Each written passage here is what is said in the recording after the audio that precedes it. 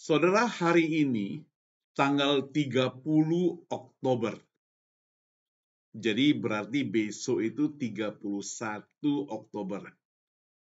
Dan di malam 30 Oktober ini nanti malam, ya biasa kita sebut dengan malam 31 ya.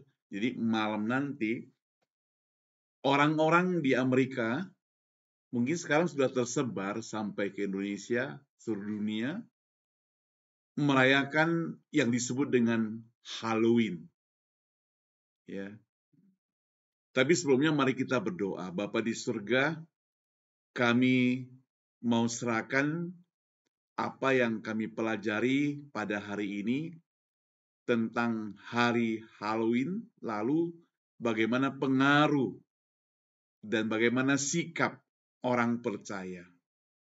Pakailah hamba-Mu, dalam nama Tuhan Yesus saya berdoa. Amin. Nah, Halloween adalah perayaan setiap tahun, dikatakan perayaan tahunan, yang dirayakan pada malam 31 Oktober. Nah, latar belakang saya ini, saya ambil satu gambar, biasanya ya seperti saat ini, orang-orang tahu patung-patung, gambar-gambar ini, tanda mereka merayakan Halloween. Ya. Apa asal-usul atau akar dari festival semacam ini? Nah, asalnya adalah dari festival kuno disebut sebagai Samhain yang dirayakan oleh orang-orang Keltik. Jadi mereka percaya bahwa pada malam ini batas antara dunia orang hidup dan dunia orang mati menjadi kabur.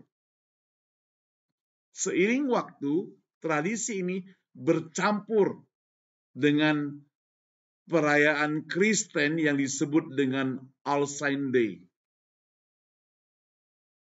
1 November, atau All Souls Day, 2 November, yang membentuk apa yang kita kenal sekarang sebagai Halloween. Tentu ajaran ini atau Kristen ini yang tidak sesuai dengan Alkitab, bertentangan, sesatlah.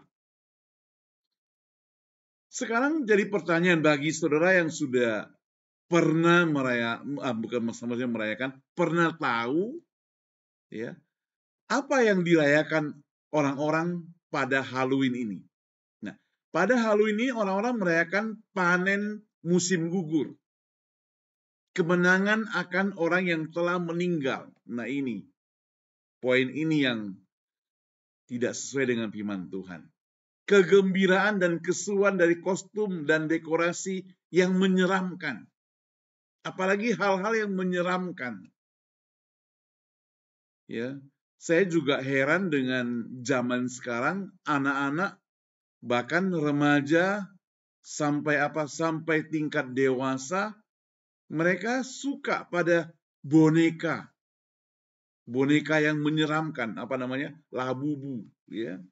Apalagi semenjak salah seorang personal dari Blackpink atau siapa gitu pegang boneka itu, tambah laku, tambah dibeli, bahkan harus pakai pesan.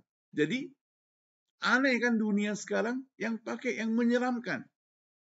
Dulu kita senang anak-anak kalau main boneka yang senyum, bahagia. Sekarang yang menyeramkan. Nah, ini pengaruh-pengaruh daripada ajaran-ajaran yang tidak sesuai dengan firman Tuhan. Lalu ada penghiburan bagi anak-anak untuk acara ini yang disebut dengan trick or treating. Ya. Jadi mereka, anak-anak malam nanti malam, mereka ke rumah depan, mereka jerit trick or treat gitu ya. Mereka minta permen, dikasih permen coklat. Ini kalau kita pergi ke pusat perbelanjaan di mana-mana nih, coklat itu banyak sekali, permen banyak sekali dijual. Dan ada pesta kostum, pakai pakaian yang serem-serem. Ya, ini dipakai. Jadi sekali lagi, cara perayaan Halloween di Amerika anak-anak yaitu Di sekolah-sekolah ada itu. Karena bebas maka nggak bisa bukan sekolah Kristen ya, nggak bisa dilarang ya. Jadi mereka mengenakan kostum, melakukan trick or treat dari rumah ke rumah itu anak-anak lakukan nanti malam. Mengikuti pesta Halloween di sekolah itu juga dilakukan oleh anak-anak. Mengunjungi rumah hantu yang ramah anak. Hantu juga ada ramah. Ada seorang ibu di gereja kami katakan, di samping rumahnya itu kebetulan ada kuburan. Jadi nanti malam mereka bakal adakan pesta Halloween. Dibagikan makanan gratis. Wah, saya dalam hati, saya nyeletuk lah. Saya bilang, ya baguslah. Nggak perlu pakai dekorasi. Sudah serem. Ya. Enggak lah. Jadi itu yang dilakukan oleh orang-orang yang bukan orang-orang Kristen tentunya ya. Saya percaya orang Kristen kalau lakukan seperti itu. Lalu kalau anak-anak lakukan, apakah orang dewasa yang sudah berpikiran jernih, sudah punya istilahnya, sudah punya pengetahuan, tidak lakukan? Lakukan juga. Remaja menghadiri acara penyelenggaraan pesta kostum. Nah, bisnis di sini penting, keluarlah bisnis kostum. Orang bisnis nggak perhatikan ini. Pasti mereka bikin-bikin kostum yang menyeramkan itu. Bisnis buat event-event tertentu. Nah, orang ini sewa-sewa tempat keramaian dan sebagainya, menyelenggarakan acara, ya cuan, uang masuk. Itu remaja dan dewasa merayakan dengan cara demikian. Mendekorasi seperti itu. Itu mahal itu barang-barangnya gitu ya. Dibeli, ditaruh di rumah, ada lampu-lampunya. Sebentar ini berubah, saudara. Ya, sebentar berubah. Cuma warnanya agak mirip-mirip dikit. Tapi sebentar akan berubah semuanya. Dibuang patung-patung yang ngeri-ngeri sedap itu. Dibuang semuanya. Kemudian mereka ganti dengan nanti bulan depan disebut Thanksgiving. Habis Thanksgiving berubah lagi. Jadi apa? Jadi Natal. Jadi ini ramai ini rumah selama Oktober, Halloween, November, Thanksgiving, Desember, Natal. Jadi rumahnya berwarna-warni, saudara. Ya.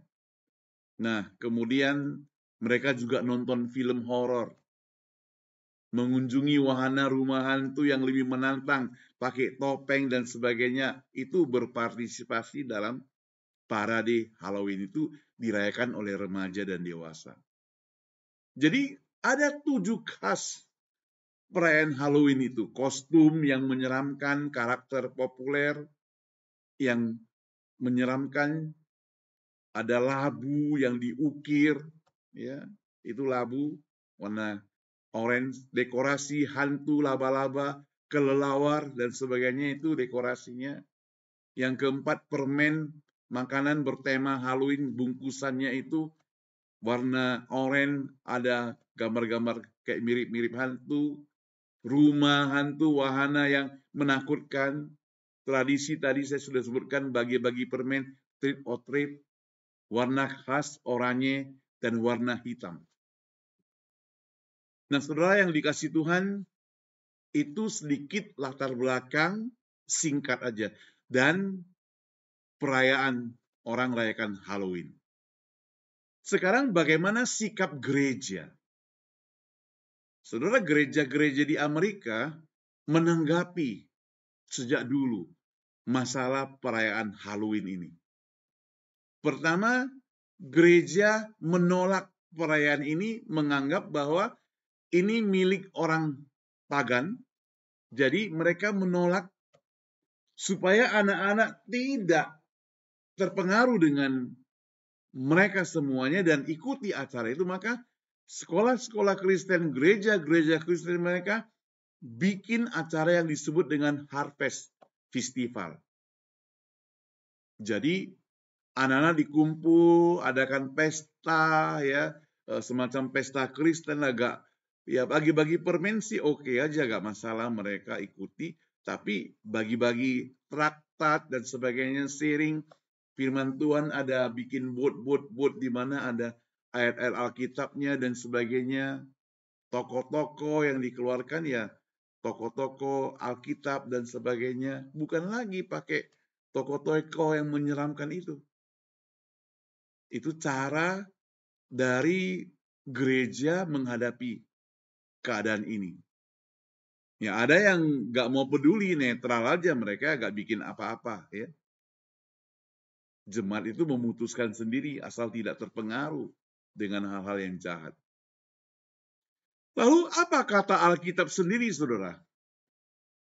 Ya tentu kita berpedoman selalu dalam Alkitab, apalagi besok kita memperingati Hari Reformasi, Back to Bible, Sola Fide, Sola Gratia, ya.